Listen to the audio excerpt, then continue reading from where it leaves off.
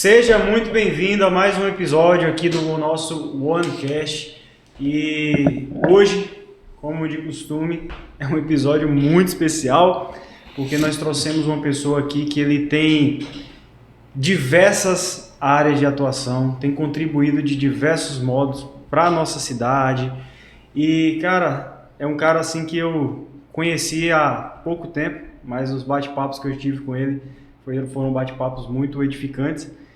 E eu quero, já de antemão, te convidar a se inscrever no canal, caso você não seja inscrito. Aqui embaixo tá na descrição outros canais de streaming, se você quiser ouvir no Spotify ou em qualquer outro canal. Seja muito bem-vindo a mais um episódio do OneCast. E aí deixo a palavra aqui para meu amigo, que também está comigo aqui o tempo inteiro. Porque é um absurdo. Eu tô sendo aqui, Pedro me explora, vocês já viram aí, né? Então tá ok, eu trabalho mais que ele. Mentira, nem dá pra mentir com relação a isso, né? Não dá. Pois é, no final desse episódio você vai se perguntar assim, como que essa pessoa consegue fazer tanta coisa? Eu não tô preocupado com a resposta, porque ele vai dar essa resposta pra gente, você vai aprender bastante na história desse homem, desse empreendedor, empresário, família. Nossa, eu vou deixar que você se apresente. Conheça aí o Dr. Wagner Pamplona. Boa noite, Salles. É muita gentileza sua aí, né? Essa simpatia aí de já dar tantos predicados bons, né? Isso é ótimo. E a responsabilidade aumenta, né? E boa noite, Pedro. Eu fico muito feliz com o convite, né? E estamos aqui como mais um soldado aqui, né, na nossa região oeste, né, lutando aqui pelas coisas boas que fazem bem, né, principalmente as pessoas, né, fazer bem a gente e fazer bem as pessoas. Estou à disposição de vocês. Maravilha. Vamos conversar. Vamos começar esse papo aí. E para a gente iniciar esse bate-papo, conta um pouco como foi a sua trajetória do direito, como que você começou, se tem alguma paixão já de família, tem uma herança familiar do direito, como que foi essa história aí? O que te levou a... É uma pergunta interessante, viu, Pedro? Porque a minha família, ela tem a sua natureza assim muito diversificada. Para você ter uma ideia, eu sou originário de uma família que, por parte de mãe, 10 tios, por parte de pai, também 10 tios. Pouca gente. Faço parte aí mais ou menos de uns 50 netos aí, para você ter uma ideia do tamanho. E uma coisa curiosa é que a minha família, por parte de mãe, são 10 tios e todos eles, cada um teve uma profissão completamente diferente. Um advogado, outro arquiteto, outro assistente social, outro contador, administrador de empresas, médico, agrônomo, engenheiro civil, administrador de empresas. Foi coisa interessante. Então, assim, não tem efetivamente uma referência, né, de alguém profissional. O que eu tenho uma referência é a referência de pessoas, né, que sempre foram muito exemplo, pessoas que nos ajudaram a construir nosso jeito de ser, né? Eu destaco aqui, inclusive, meu avô Aníbal Barbosa, né, Barbosa Filho, né? Destaco aqui minha avó Otília, por parte paterna, pessoas que sempre nos ajudam a ter as visões de mundo, né? A diversidade de mundo. Então, isso é que é o bom e é muito bonito, né? Mas, por incrível que pareça também, eu inicialmente não pensava, inclusive, a advocacia. Eu tinha, assim, um sonho que era a diplomacia. Eu queria realmente estudar para me formar e me habilitar para ser diplomata. Eu tinha um sonho de ser diplomata em vários países do mundo. Mas a vida vai modificando e você vai achando outros caminhos. E acabei me embrenhando realmente no estudo do direito, me formei e desde o início, né, até dentro do meu estágio, sempre foi na área tributária. E uma coisa curiosa, né, meu estágio na área tributária, cresci, me desenvolvi, estudei muito na área tributária e nessa área empresarial. Então, é evidente que com o tempo você vai também ampliando as atuações e vai seguindo a vida, construindo o seu dia a dia. Isso é ótimo. E você estudou onde? Estudei na Universidade Católica do Salvador, na nossa Salvador da Bahia. Salvador da Bahia. E logo formado veio para Barreiras, ou atuou lá? Não, eu ainda fiquei um pouco por lá, porque eu tive um grande tio, Johnson, né, Barbosa Nogueira, que sempre foi meu grande guru na área profissional, na área moral. né, advogado, também tributarista, procurador do Estado, foi diretor, inclusive, da Faculdade de Direito da Universidade Federal da Bahia. Sempre foi minha referência como um profissional firme, um profissional estudioso, né? Então, aí após um tempo, as raízes me puxaram, né? A minha origem daqui de Barreiras, eu costumo brincar que nos tempos da caverna aqui já tinha parente acendendo fogo por aqui na região oeste.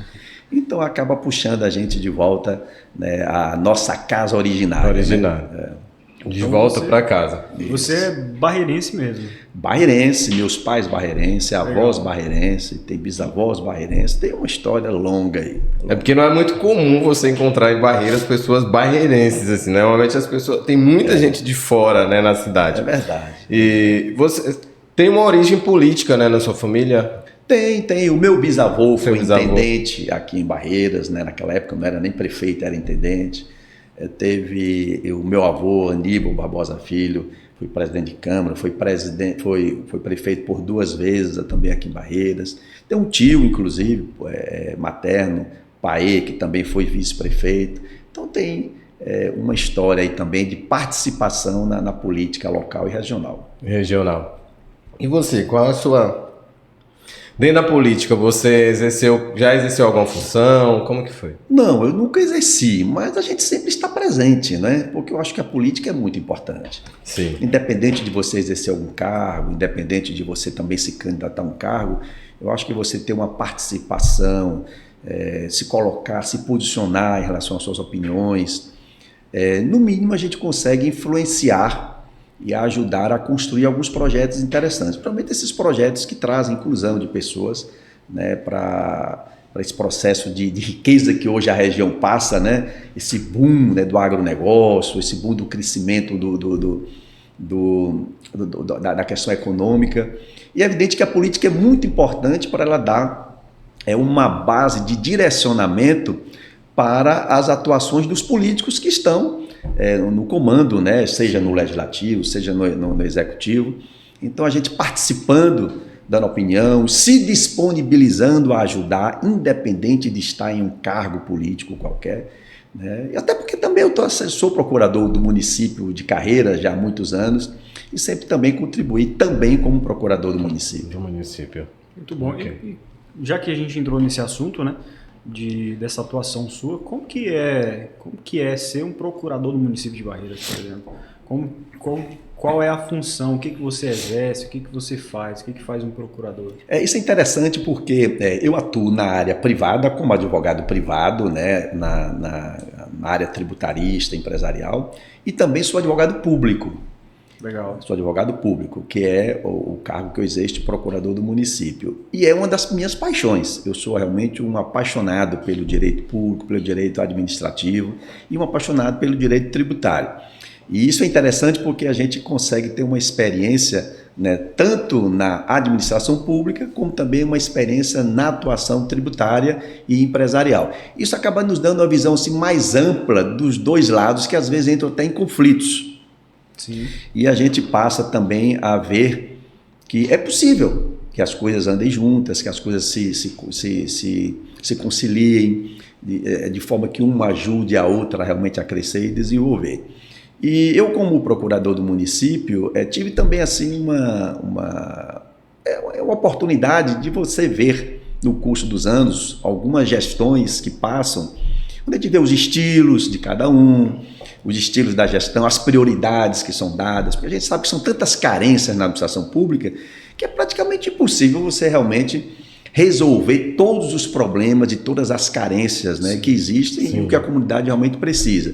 Mas às vezes o perfil do gestor lhe dá uma opção, algumas opções de prioridades, né? Uma opção mais de prioridade para a infraestrutura, às vezes a opção de prioridade mais para a saúde, outra mais para a educação.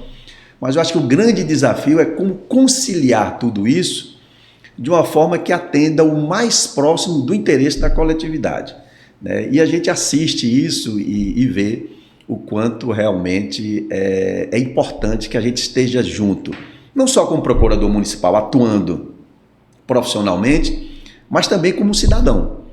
Como cidadão, sim, que está ali atento para aquilo que é mais necessário e mais próximo do interesse público. Então, É uma experiência fantástica, né? Ajuda a gente a crescer, ajuda a gente a entender melhor o que é uma administração pública, o que precisa uma administração pública e entender mais também as necessidades da coletividade, né? Isso. Doutor, já falando dessa questão de necessidade da coletividade, a gente tem visto que para os municípios tem vindo, eu não sei se não chamaria de uma carga pesada, ou talvez não é esse o termo, mas com a regulamentação de várias profissões e tetos salariais, para que aqui tem como o orçamento dos municípios. O senhor, como advogado, como é que você vê toda essa questão hoje? Você tem que cumprir um teto e um orçamento de municípios. Nós somos um município grande, mas isso também se aplica a outros municípios menores, né? Na verdade, é tudo muito levando em conta o que é razoável. A gente tem que achar um equilíbrio, nem ao céu e nem à terra. Então, às vezes, realmente, o administrador ele passa por algumas dificuldades para conciliar a necessidade que a administração tem de profissionais habilitados, preparados, qualificados, bem remunerados e, ao mesmo tempo, um orçamento limitado. Isso para tudo. Tanto é para fazer uma obra pública, como também para remunerar os servidores. E, às vezes, realmente, o orçamento é tão limitado, principalmente de municípios que não têm fontes de receitas, não são muito produtivos. Barreiras, por exemplo, Luiz Eduardo, esses outros municípios, têm uma origem de recursos mais pujante, mais forte, que é o agronegócio, né, o comércio forte, e de uma certa forma isso acaba gerando mais recursos e mais receitas, né, como outros municípios aqui da região. Mas as necessidades coletivas são tão amplas, tão fortes, tão necessárias, que às vezes realmente há essa limitação para que possa atender de forma realmente como deveria se atender, né? A forma justa, de forma equilibrada. Agora, claro que isso passa por uma busca, né, de melhor profissionalização, de gestão mais profissionalizada, de gestão mais qualificada, pessoas que estejam mais preparadas e que sejam conhecedoras do que é uma administração pública para poder fazer um balanceamento e um equilíbrio melhor, né, do recurso que tem, do orçamento que tem e, evidentemente, do que a coletividade precisa. Interessante. E já que está falando sobre esse assunto, como que você vê o perfil, e a gente está em ano eleitoral, né? Qual o perfil de gestor que você imagina que seria o ideal hoje para Barreiras? Olha, a questão do perfil de gestor é uma questão que envolve necessariamente conhecimento. Acho que é o primeiro grande critério que um gestor que se habilita para cuidar de um município, de um estado, do Brasil e até mesmo o gestor de uma empresa precisa ter conhecimento. Sim. Isso se aplica também à administração pública. É preciso que alguém que se habilite a gerir uma cidade como Barreiras, a gerir uma cidade como José Eduardo Magalhães e outras cidades que tenham um conhecimento do que é a administração pública, quais são as necessidades, quais são os seus limites, entender não só as necessidades da coletividade, mas também como operar e conduzir a administração pública de uma forma responsável, sim, vinculada à lei, porque ele tem que entender que ele está gerindo coisa alheia. Um gestor público, quando ele chega ao poder, ele precisa entender que ele não está gerindo a sua casa, ele não está gerindo a sua empresa, ele está gerindo bem público, ele está gerindo o que é da coletividade. Então ele está ali de forma provisória para mostrar conhecimento, mostrar comprometimento com os interesses da coletividade, mostrar conhecimento de que ele precisa prestar contas de suas decisões e do que realiza e, sobretudo, tem que ter assim, um cuidado, né, e um zelo muito especial com a questão orçamentária e com a questão dos recursos que tem para gerir. Porque sempre você tem que destinar para a coletividade. Como gerir um recurso para a saúde, como gerir um recurso para a educação. Então, o critério principal é o gestor, quem se apresenta, quem se habilita para ser um gestor da cidade, vamos colocar aqui Barreiras, a nossa cidade, tem que mostrar que tem conhecimento e preparo técnico, conhecedor de que aquilo que ele vai gerir exige realmente uma boa qualificação. Legal. O senhor tem falado, o senhor já, ano passado, né? Foi ano passado, né? Foi convidado para debater sobre o potencial de barreiras, né? A gente tem conversado com muita gente, as pessoas têm falado sobre o grande potencial de barreiras e como barreiras é logisticamente estratégica para o desenvolvimento dessa região e de parte do país também, né? Como é que o senhor vê todo esse potencial nessa cidade e quais é o desafio? Você acha o maior desafio para que isso cresça mais, que a barreira se torne ainda maior do que ela é? É uma pergunta muito interessante, porque a grande riqueza de Barreiras, a maneira que eu vejo, que eu enxergo, é algo natural, posição geográfica. A posição geográfica da cidade de Barreiras lhe dá condições de ser uma grande liderança do ponto de vista regional. Essa posição geográfica faz com que ela se estabeleça, mesmo até com a má vontade de alguns poderes que possam se constituir provisoriamente ali, ela acaba se instalando, ela acaba se estruturando de uma forma natural, porque por conta da sua posição geográfica. Então, Barreiras hoje, ela não vive de si mesma. Ela, na verdade, ela vive de todo um conjunto de mais de 30 municípios que se retroalimentam. Então, você envolve uma série de municípios que precisam de Barreiras e Barreiras também precisa dessa série de municípios. No fundo, forma-se uma constelação, né? Uma constelação de cidades, né? Que se estruturam sob a convergência, né? A convergência para Barreiras. Por quê? Posição geográfica.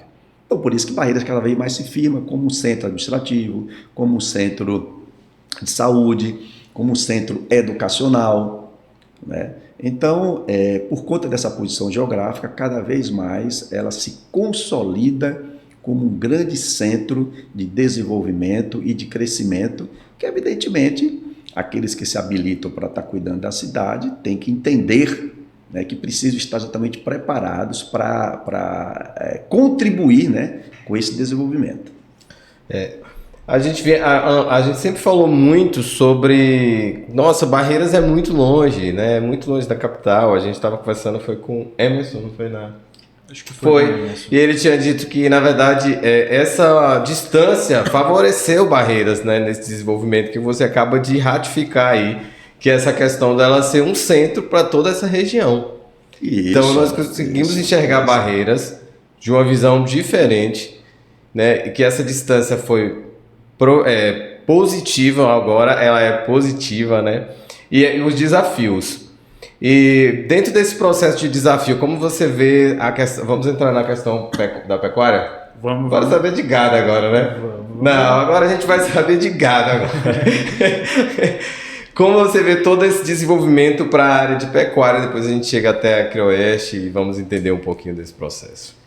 Pois é, aí você agora está me trazendo mais uma vertente aí, né? Que é essa questão da gente estar aí hoje, né, presidindo a Associação Baiana de Pecuária, né, a Crioeste.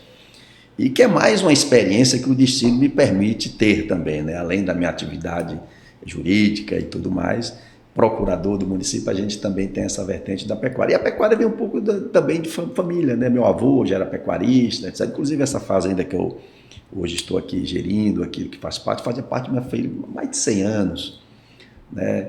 É uma fazendinha aqui perto, aqui a 18 quilômetros, aqui na região do Rio Branco, né? Que é uma região bem tradicional aqui de Barreiras. E isso é uma experiência muito interessante porque também nos remete à infância, né? Eu fui muito em fazenda, sempre tive em fazenda, andar a cavalo, né? Ali com meus avós, e de repente eu estou aí também junto a uma entidade que está aí contribuindo, né, há 30 anos com o desenvolvimento da pecuária aqui no oeste da Bahia, e hoje ela ampliou sua representação e é hoje uma entidade que tem representação de nível estadual. Né? Nós participamos, inclusive, de conselhos, né, de órgãos de nível estadual. Inclusive, por isso até que é um dos motivos da gente estar naquele encontro lá com o Ângelo, né, o secretário de Desenvolvimento Econômico, né, do governo do Estado, discutindo o desenvolvimento regional por conta exatamente dessa nossa participação aqui na Crioeste. E o que a gente vê bem claro é que, como tudo aqui no oeste da Bahia, está em plena ebulição, em pleno desenvolvimento, em plena consolidação, não só a agricultura, mas também a pecuária. E mais ainda, a pecuária de corte e a pecuária de leite. São as duas pecuárias que têm cada vez mais se estruturado. Hoje a pecuária de corte, por exemplo, impressiona a tecnologia que já adota, inclusive quanto à genética que se disponibiliza na região. A genética hoje do bovino em nossa região é destaque em todo o Brasil. Do que fornece de reprodutores de qualidade, do que fornece de animais de qualidade. E a pecuária de leite cada vez mais se consolida como uma grande alternativa, uma grande força principalmente para a região do Vale, aqui a região do Vale, que engloba Barreiras, engloba Angical, Vanderlei, Catolândia, Baianópolis e todas essas cidades aqui do entorno, que é um instrumento fantástico, que tem sido muito incentivado e buscado para a inclusão de famílias no processo de produção de riqueza em nossa região. Porque quando a gente fala de produção de riqueza em nossa região, a gente sempre lembra logo automaticamente daquelas grandes propriedades de soja, grandes propriedades de algodão, que contribuem de uma forma fantástica e inquestionável quanto ao desenvolvimento regional. Mas também nós temos esse outro lado, que é um lado um pouco mais silencioso, que é a inclusão das famílias rurais, das famílias tradicionais, que continuam dentro do seu processo de vida no campo, né, na vida rural, mas participando da riqueza, produzindo leite. Produzindo leite, tendo suas vacas leiteiras, produzindo leite, produzindo queijo, produzindo produtos lácteos de uma maneira geral. E é uma riqueza fantástica que tem cada vez mais também crescido e se consolidado aqui, inclusive de forma organizada, através de suas associações. Estive agora visitando recentemente mesmo a Associação dos Produtores de Leite lá de Catolândia, a Associação dos Produtores de Leite ali de Vanderlei, lideranças e pessoas muito comprometidas que estão cada vez mais se estruturando para produzir o leite em nossa região, incluindo famílias, né? Você falou de um ponto interessante, que é um ponto que a gente geralmente se lembra, né? Como se tudo fosse os grandes latifundiários, que todo esse desenvolvimento fosse baseado apenas nessa parte, né? E não é isso que, como você está falando, né? As pequenas famílias, os pequenos produtores, eles fazem parte desse processo de desenvolvimento. E a gente, com essa contribuição. Então a gente vê como que é importante, né? Na verdade, não esse desenvolvimento ele está vindo e está englobando todo mundo, né? Então essa grande riqueza, é a diversificação. Quando vem essa diversificação na atividade da economia, todos passam a ter oportunidade para serem incluídos nessa produção de riqueza. É o comércio, é o prestador de serviço, né? É o pequeno produtor de leite, é o pequeno produtor também de carne. Então, é a fruticultura. Nós temos aqui na nossa região também uma fruticultura muito forte, né? Então, quando a riqueza começa a ser distribuída, trazendo essas pessoas para participarem e crescendo na vida, a gente vê, por exemplo, na área do leite, famílias que melhoraram de vida, estão já com sua casinha arrumada, já tem seu carro, seus filhos já estudando e voltam, inclusive, para a sua terra, que é uma terra, normalmente uma terra familiar, e voltam a ajudar o pai e a mãe dentro de um processo de crescimento e de inclusão de pessoas. Inclusão de pessoas, isso é importante. Doutor, o senhor falou sobre um tema esses dias, estava inclusive falando sobre isso, que é a reforma tributária, né? E eu vou perguntar algo para o senhor relacionado à fruticultura também, que é, por exemplo, a gente sabe que está desenvolvendo e está crescendo bastante na região a fruticultura, mas ainda a gente chega no comércio e as pessoas falam assim: tá faltando isso, estou esperando chegar de Brasília, estou esperando o caminhão de Brasília. É uma fala muito comum no comércio de frutas na cidade de Barreiras. O que o senhor vê, no seu ponto de vista, o que precisa para que, na verdade, a nossa região abasteça como é que a gente chama? Esse centro urbano todo que nós temos? Pois é, essa questão de produção rural, né, da agricultura, da pecuária, ela envolve realmente mercado. Não necessariamente envolve mercado. E, às vezes, tem determinados tipos de produtos que, naturalmente, acaba tendo algumas dificuldades para se estruturar melhor. E frutas, é uma diversificação muito grande de frutas. Então, às vezes, tem uma tendência para alguns tipos de fruta. Clima, o clima mesmo, às vezes, é mais propício à banana, é mais propício a uma outra fruta, melão, seja lá o que for, mas tem algumas frutas que o próprio clima não produz. Você veja, por exemplo, coisa curiosa, você viu que a tecnologia, ciência e tecnologia, já falamos em cacau.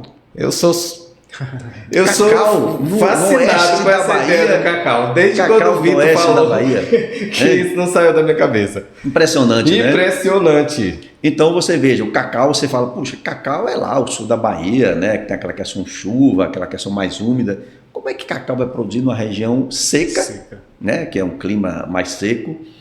Pois bem, tem aí uma variedade que se desenvolveu, que o cacau é produzido ao sol. Produzido ao sol. Com a irrigação, inclusive com um nível de produção, um nível de produtividade e de conteúdo calórico, né? Inclusive melhor até do que outros países que tradicionalmente produzem o cacau. É incrível. Então vocês vejam que conhecimento, ciência e tecnologia realmente é a grande porta que se abre para o desenvolvimento, né? Através disso aí. Excelente. E com relação a impostos, como você vê a reforma? Você já falou que é extremamente necessário, todo mundo fala que é extremamente necessário, né? E cada vez é mais necessário. Mas como é que você avalia tudo isso em relação ao desenvolvimento, crescimento aqui da nossa região? O tema de reforma tributária, na verdade, ele é um pouco mais amplo, né? A gente tem que falar em termos até de nação, em termos de Brasil. Tanto que a reforma tributária ela está sendo feita do ponto de vista Brasil. Em verdade, o Brasil é um dos países mais burocratizados do mundo. É um país onde tem um sistema tributário muito complexo, muito confuso, muito inseguro do ponto de vista jurídico. Você vê certos temas na área tributária em que os próprios tribunais oscilam seus entendimentos. Você vê, às vezes, o próprio Supremo tem um entendimento aqui e daqui 2 anos já pensa de forma diferente. E cria-se uma insegurança jurídica muito grande, tanto para os empreendedores internos, nacionais, como também para os investimentos externos. A gente passa realmente aquela ideia e aquela sensação de um país confuso, burocratizado e extremamente inseguro juridicamente. Então não é um ambiente lá muito agradável para nenhum empreendedor. Inclusive tem uma pesquisa interessante aí que identificou o empreendedor brasileiro e o empreendedor indiano como os 2 empreendedores mais resistentes às adversidades, por conta exatamente desse contexto interno confuso. E um dos aspectos que realmente contribui de forma intensa para que o Brasil, seja um país muito confuso, difícil e inseguro para empreendimento, é exatamente a questão tributária, o sistema tributário. A reforma tributária hoje, que foi aprovada e que agora está em fase de regulamentação, ela realmente dá muitos passos à frente quanto a essa desburocratização, quanto a essa questão de mais justiça tributária e, sobretudo, simplicidade. Porque quando você tem uma simplicidade do sistema, você consegue planejar melhor os seus empreendimentos. Você consegue planejar o empreendimento para os próximos 10 anos, próximos 20 anos, porque você tem um retrato mais fiel daquela realidade que você passa a aplicar no seu empreendimento. E, de uma maneira geral, é evidente que quando você tem um sistema tributário muito complexo e difícil, inibe os empreendimentos, inibe. A gente tem falando em desenvolvimento, né? A gente já está falando de barreiras, desenvolvimento de barreiras. Nesse processo tributário, há algo que vai melhorar, por exemplo, o crescimento, o desenvolvimento na área de construção? A gente já é um polo de construção, né? De desenvolvimento nessa área toda. Imobiliária, né? Algo que melhora nessa reforma para esse setor? O principal, Salles, que eu destaco é a simplificação do sistema. A simplificação do sistema é um benefício para todas as áreas, para todos os setores. Porque a simplificação faz com que você possa planejar melhor os seus investimentos, tanto para o mercado imobiliário, como para o mercado de prestador de serviço, comércio. Quando você tem uma visualização um pouco mais clara, né, do seu futuro, de como será, é evidente que os empreendedores ficam mais ousados, né? Eles acabam vindo investir, acabam vindo aplicar mais. Então, o que ajuda mesmo é você ter um sistema mais claro. Diz que clareza e objetividade nunca é demais. Né? Isso para tudo na vida, né? Tanto para empreender como para o seu próprio dia a dia, nas relações com as pessoas, né, de uma maneira geral, né? Ok. É interessante ouvir isso, porque se falaram muito sobre a reforma tributária, foi muito falado sobre a reforma tributária, e a gente está ouvindo agora sem um viés ideológico, né? Sem um viés político. Então, por quê? Existiu de fato uma discussão muito grande em torno dessa reforma, e você não sabia ao certo, é boa, é ruim, é boa, é ruim. Sempre a discussão tinha um viés ideológico, um viés político por trás, né? Então você está trazendo realmente uma posição técnica, né, a respeito da reforma. É isso, né? A reforma tributária, ela vem exatamente para ser um instrumento, porque no fundo é o seguinte, tributo, quando se arrecada, o tributo é necessário. Sim. Toda produção de riqueza deve realmente que se tenha uma fatia para se destinar aos serviços essenciais que o Estado precisa desenvolver em prol da coletividade. Então, o tributo é essencial, é importante, porque o Estado que gere e faz a gestão, o Estado que gere o município, o Estado que gere o Estado que gere a União, precisa de recursos para poder gerir aquilo que a coletividade precisa e necessita. Mas não pode ser nem de mais nem de menos, tem que ser algo equilibrado, algo razoável, algo suportável. Por isso que a gente fala tanto em justiça tributária. A justiça tributária nada mais é do que algo que seja aceitável, justificável, não algo abusivo. É outro ponto, o Brasil tem uma das maiores cargas tributárias do mundo. Sim. E o pior, responde muito mal nas prestações de serviços públicos, que a gente sabe, isso é fato público e notório, que os serviços públicos são extremamente ineficientes, deficientes, né? Então, às vezes inúteis. Isso a gente vê na questão de saúde, a gente vê na questão de educação, infraestrutura, que ainda, por mais que tenha essa carga tributária, a gente ainda sente uma resposta pífia, uma resposta, de certa forma, até muito desrespeitosa, né, para a coletividade. Aí a gente entra naquele aspecto, né, da administração pública, né, conhecimento, informação, profissionalização, para gerir bem esses recursos. Sim. De uma forma mais proativa, né, e de uma forma mais eficiente. Que essa eficiência vai estar ligada a esse conhecimento, né? Porque necessidades vão ter os muitos, né? Vai ter, quando de uma necessidade nova, é um recurso limitado, né? Que é isso que você faz, né? Perfeito. É isso que você faz como... E quando você para para pensar, né, Charles? Quando você para pensar, tudo na vida, a grande base é informação adequada. E informação adequada exige o quê? Estudo, conhecimento. Como é que você adquire conhecimento? Você precisa estudar, você precisa se aprofundar. Não adianta eu estar aqui inventando métodos com base aqui no meu raciocínio solto, né? Eu preciso partir de informações adequadas e eficientes. E isso envolve necessariamente estudos. A gente não faz uma faculdade, a gente não vai estudar, a gente não... Todos, né? Isso é em todo o campo, né, do conhecimento. Até para você fazer uma poesia, um poema, até para você fazer uma música, você precisa estudar. Precisa estudar. Não é somente aquela questão da inspiração que vem. Não, você precisa estudar, você precisa conhecer para você fazer um poema, você precisa conhecer para fazer uma música.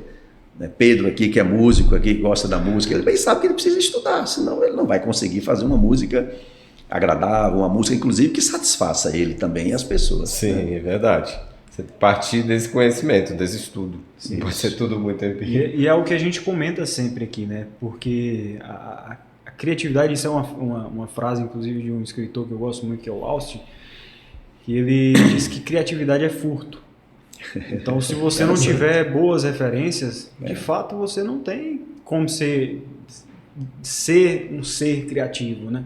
É muito difícil. Você precisa de boas referências, você precisa estudar, se aprofundar naquilo ali. Essa ideia de que surgiu uma inspiração aqui do nada, isso não existe. Você veja a própria questão das pinturas, né, dos grandes pintores. Quando você vai estudar, você olha aquela pintura ali, nossa, Monet, não sei quem, etc. Às vezes passou anos para fazer um quadro daquele. Sim. E você vê o quadro, acha que ele fez ali. Chegou, sentou aí. Ele teve a inspiração, né? Teve aquela dádiva, né? Que é a dádiva divina, universal da inspiração, mas ele aplicou usando seus conhecimentos de pintura, seus conhecimentos de técnicas, né? E isso é em tudo na vida. E já que a gente entrou nesse aspecto, né? Vamos falar também desse seu lado mais poético, mais literário, mais artístico até, né? Como músico. Fala um pouquinho aí, como que você consegue unir direito, economia, pecuária, música, literatura e ainda tem tempo para namorar? Pois é, mas você sabe que isso é que é a grande riqueza, né? Diversificação. Não dá para ficar enfadonho, né? Não dá para ficar realmente, como é que se diz, triste com nada, porque você está sempre fazendo alguma coisa diferente. E essa coisa de fazer coisas diferentes realmente é interessante, faz bem, né? E quando você fala dessa questão de poesia, é algo que realmente me alimenta, alimenta a alma, né? Alimenta o bem-estar. E outra coisa, nos ajuda também a buscar conhecimento. Não é somente, como eu digo, de inspiração, mas você vai ler os poetas, você vai ler os livros, você vai ter a curiosidade. Para ser franco com você, eu acho tudo muito interessante. Eu acho tudo muito, muito rico. Então, assim, eu não tenho assim, uma referência específica, né? Eu não tenho. Mas, nossa, você vai pegar uma gama tão grande de grandes poetas, você pega ali tantos escritores, né? Um Drummond, você pega, né? Tantas, né? Tem uma que eu gosto muito, aquela lá do Goiás, Cora Coralina, né? Que tão raiz, tão local, aquela coisa, aquela sensibilidade, né? Aquela força tão grande. E é uma riqueza muito grande. Então, no fundo, a gente acaba virando uma mistura dessa riqueza toda e, de certa forma, com muita ousadia, né? Também, né? A gente fica ousado, né? E começa a soltar a imaginação, soltar, acreditar nas inspirações, né? A gente passa a acreditar mais nas inspirações. E isso nos ajuda, inclusive, a tomar as decisões do dia a dia técnicos também, porque a gente pelo menos analisa um problema técnico de uma forma assim, mais tensa, mas quando você tem essa vertente, né, de gostar de um poema, de gostar de música, alivia um pouco e abre mais espaço para tomar uma decisão mais equilibrada, uma decisão mais amena, né? Sem muito estresse, porque o grande desafio nosso é como a gente sobreviver sem estresse. O estresse ele impede inclusive a criatividade, né? Porque ele vai impedir a sua produção vai aumentar a sua cortisol e diminui a sua criatividade. E já ser um advogado tributarista já é um artista, né? Porque você praticamente também tem que aprender aquele processo todo ali de arte. Mas nisso tudo você acabou escrevendo um livro, né? E lançou esse livro. Fala um pouquinho do livro pra gente. O livro é o resultado da busca dos estudos, né? Sempre, né? A busca dos estudos, a gente vai se aprofundar mais. Aí eu fiz um mestrado e aquele livro é o resultado de uma, né, dissertação de mestrado em que a gente procurou estudar um tema que é um tema muito interessante, que é a questão das agências reguladoras, né, que influenciam tanto no nosso dia a dia, nossa vida. Às vezes você não dá muita importância, mas você imagina a importância que é uma agência de telecomunicações, né, a questão da agência que regula medicamentos, essas agências que regulam essa atividade econômica, elas acabam influenciando muito o nosso dia a dia. Sim. E o meu foco nesse livro foi falar assim, olha, tem tanto litígio, né? Demora tanto o judiciário por si mesmo ele é muito lento, ainda falta muito uma estruturação. E a gente perde muito tempo nesse litígio e, de repente, se cria um método e uma estrutura de negociação coletiva, de consensualização, as coisas solucionassem mais rápido e a comunidade pode receber de uma forma mais rápida um resultado daquilo que é bom para ela, né? Então o livro procura muito focar essa possibilidade da negociação quando se trata dessa judicialização do direito regulatório. Às vezes fica anos e anos e às vezes a comunidade acaba tendo muito prejuízo por conta desses processos que se arrastam por muito tempo e não recebe uma política pública que está lá já preparada, adotada pelas agências e não consegue implantar, né? Interessante. Tem algum outro livro que você já publicou? Sim, alguns anos atrás também eu publiquei um livro muito específico na minha área que tratou do processo administrativo tributário, né, que é uma área que eu sempre atuei muito, né, essa parte de processo fiscal. E foi muito mais específico ainda, porque eu tratei da prova, como fazer prova no processo administrativo tributário. É uma obra muito específica, inclusive precisa até achar um tempo aí para atualizar e trazer aqui mais para o que há de mais atual, né, nesse tema, né? Ah, interessante. Então, olha, empreender, Acroeste, a advocacia, escrita e a música, como é que ela aparece aí? Como é que sobra espaço para a música na sua vida? Pois é outra ousadia. Mas tu é ousado. É outra ousadia, eu sou ousado, né? É outra ousadia. A música sempre tem muito presente na minha vida, né? Muito presente, eu tenho parentes, tenho a família, principalmente por parte do Pamplona, a família Pamplona tem muito músico, né? Sua irmã, né? Você minha irmã é uma pianista, é uma médica, é uma pianista, uma compositora fantástica, né? Inclusive também escreve, né? Que ela faz também as composições, a escrita, poemas para ilustrar a música que ela faz, que realmente é fantástica, né? Uma médica doctologista e ao mesmo tempo pianista, então isso é muito fantástico. E parentes de uma maneira geral, meu pai também gostava muito, né? E eu desde muito cedo sempre gostei de música, tanto que durante o tempo que eu fiz, que eu estudei lá na faculdade lá em Salvador, eu fazia parte de um grupo de samba. E era fantástico, né? Porque você conhecia muita gente. E a gente tinha um grupo que era aquele estilo daquele, quem gosta aqui de samba, né? Fundo de quintal, que eram 3 vozes, 4 vozes tocando, e era tão engraçado porque a gente ia e as pessoas gostavam, a gente no barzinho, às vezes no evento, não, e quanto é que vocês vão cobrar aí para fazer aqui? A gente gostou demais do som de vocês, a gente falava assim, comida e bebida. Universitário. Universitário. E universitário ele precisa de quê? Comida e bebida, não tem jeito, né? É isso aí mesmo, né? Então foi assim, e gosto muito de compor, como a gente compõe, faz os poemas, a gente acaba também compondo para fazer músicas, outra ousadia, né? Faz uma musiquinha ali, outra acolá, né? Então essa multiplicidade de atividades aí que faz com que a gente vai construindo o dia a dia da gente. Ah, isso é muito interessante, porque você vai...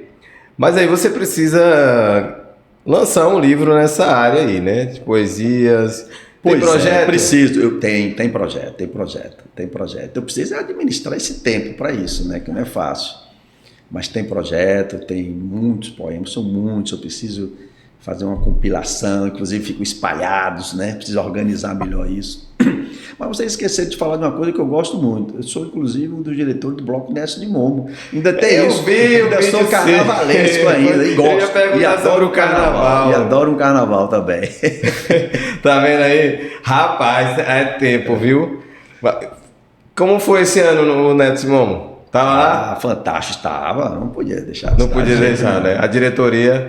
Estávamos lá. A gente sempre ajudou a organizar. E realmente o Bloco Nessa de Momo é uma grande... Conta um pouco pra gente da origem aí do bloco. O Bloco Nessa de Momo originou dos amigos, né? Amigos ali que se reuniam, saíam na rua tocando um tambor, tocando um instrumento. Com o tempo, né, foi criando um dia a dia ali, todo o carnaval se reunir, foi ampliando, crescendo e transformou nisso aí, né? Que o Nessa de Momo eu costumo dizer que não é um bloco, é uma ideia.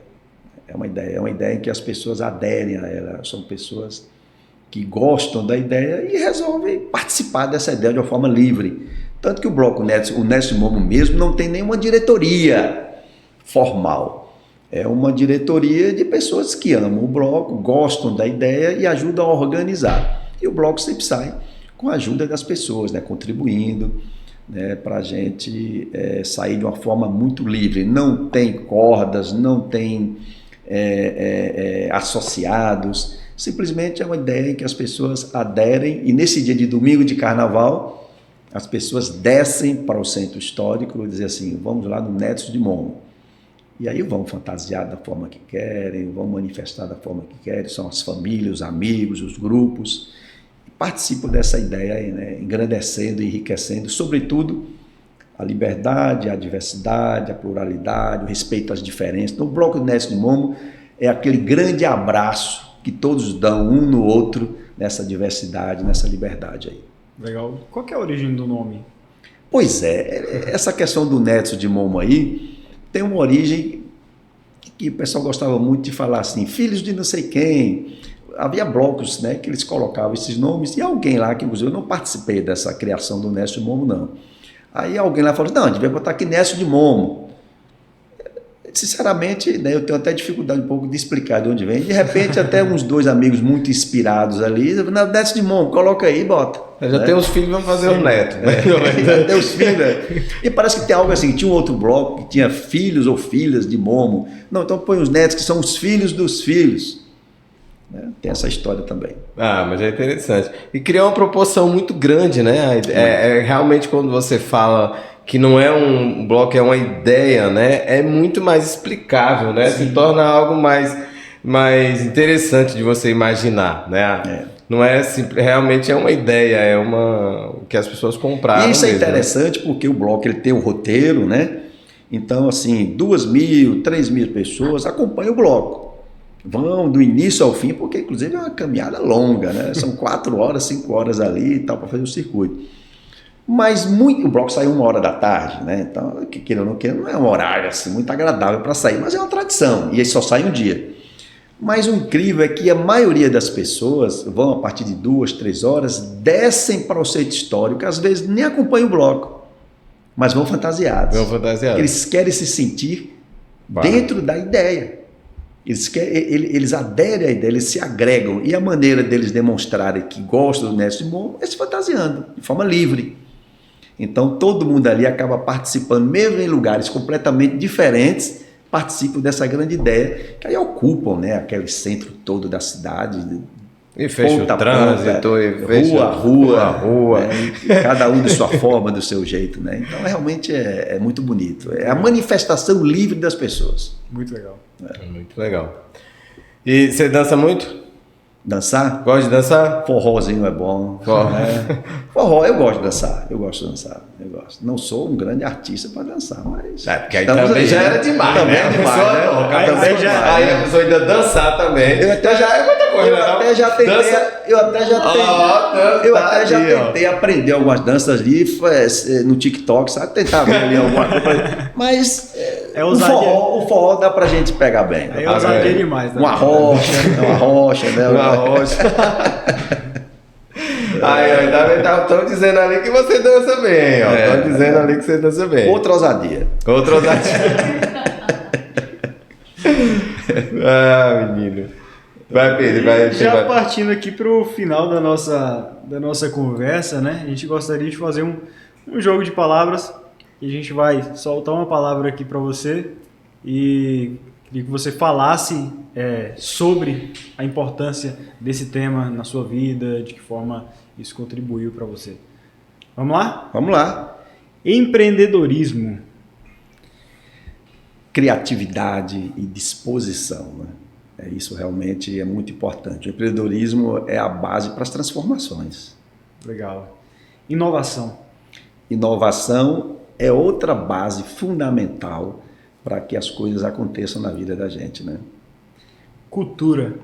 A cultura é a essência humana, né? É a essência da história, a essência da tradição. É muito importante. Inclusive convive muito bem, né? Tradição, Sim. Cultura e inovação, né? Com certeza. Barreiras. A Barreiras é o meu berço, né? É a minha casa, é a minha casa. Justiça. Justiça é sempre algo que a gente está perseguindo e buscando o tempo todo, o tempo todo.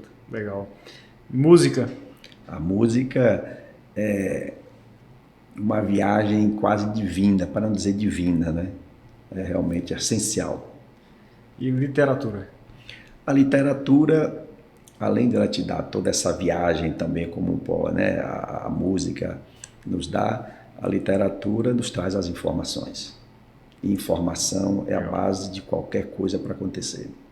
Sustentabilidade. Sustentabilidade é o grande desafio das transformações que temos hoje. É o grande desafio para a compreensão das pessoas. As pessoas precisam entender que sustentabilidade significa a gente perpetuar na vida. É deixar as coisas não para a gente, fazer hoje e para que a posteridade também entenda que nós fizemos a nossa parte para que eles recebam tudo bem arrumadinho, bonitinho, viver, né, aquilo de uma forma muito reconhecendo, né, que aquela geração anterior fez a sua parte. Legal. E para encerrar, família. A família, ela é o elixir, né? O elixir dos atos, é o elixir da sua realização. Claro, temos a nossa individualidade, mas essa individualidade tem que estar inserida nesse contexto de família, que é o que dá realmente uma sustentação e também estímulos para que a gente possa continuar. E temos que entender também que família é a própria humanidade. Além da família nossa, do nascimento, nós temos que incluir nesse contexto de família o fato de que todos nós, seres humanos, somos família. Muito bom. Cara, vai ter uma pergunta? Tenho. Tenho uma pergunta. Doutor, a gente consegue ver que você está em várias áreas, como você falou, né? Faz parte do processo. Mas quanto mais áreas uma pessoa faz parte, mais ela produz, mais a gente vê uma preocupação com o legado. Eu vou estar presente, eu estarei presente, né? Como é que você leva em consideração essa questão de legado hoje? Não só por tudo que você já exerce, mas eu sei que você tem uma preocupação com aquilo que virá, com o futuro, né? Como é que você vê a questão de legado do Dr. Wagner Pamplona para as gerações futuras? Olha, é uma pergunta interessante essa sua. Essa questão de legado. Para ser franco, eu não penso muito em legado. O que eu vou deixar? O que eu quero deixar para a posteridade? O que eu quero deixar? Eu penso muito no hoje, no presente. Inclusive nas relações que eu tenho, na relação com minha mulher, na relação com minha família, na relação com meus filhos. Eu sempre procuro passar que o presente é que constrói o futuro. É o presente. Então, se a gente constrói o presente de uma forma gentil, respeitosa, sobretudo respeitando as diferenças entre as pessoas, respeitando as escolhas das pessoas, quaisquer a escolha que faça, eu acho que é uma maneira da gente deixar um bom legado, que é o legado da consciência coletiva, é um legado da consciência de que todos somos um só. Então, eu espero que quando se lembrarem de mim, um dia, que digam assim, olha, ele falava muito que nós éramos um só. Então, eu acho que é isso que eu quero que deixe para as pessoas que me conheçam, né, para todos que tenham na minha convivência hoje, que se me lembrem de mim no futuro, como uma pessoa que sempre buscou transmitir que todos somos um só, e que precisamos estar de mãos dadas para que essa humanidade perpetue-se. Isso aí. Muito bom. Muito bom. Rapaz, muito bom de conhecer. Te conhecendo bastante, acho que as pessoas também vão te conhecer, vão entender um pouco desse processo.